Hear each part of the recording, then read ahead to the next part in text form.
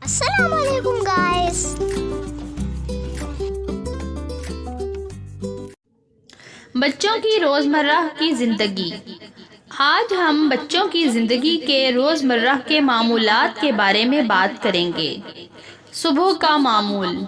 فجر کی نماز کے لیے اٹھیں، صبح کی دعائیں پڑھیں، دن کے لیے تیار ہو جائیں۔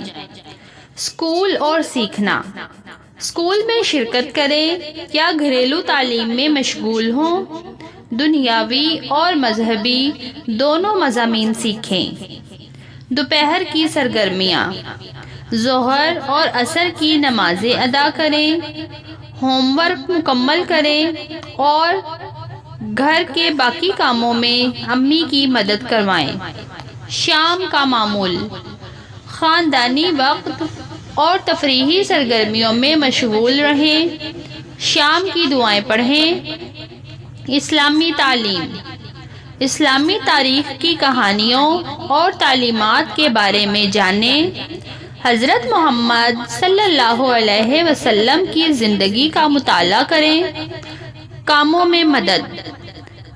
عمر کے مطابق گھریلو کاموں میں حصہ لیں۔ ڈنر اور فیملی ٹائم۔ فیملی کے ساتھ رات کا کھانا کھائیں، تجربات اور کہانیاں بانٹیں۔ رات کے وقت کا معمول۔ مغرب اور عشاء کی نمازیں ادا کریں، سونے کے وقت کی دعائیں پڑھیں، گزرے ہوئے دن کے سارے کاموں پر غور کریں۔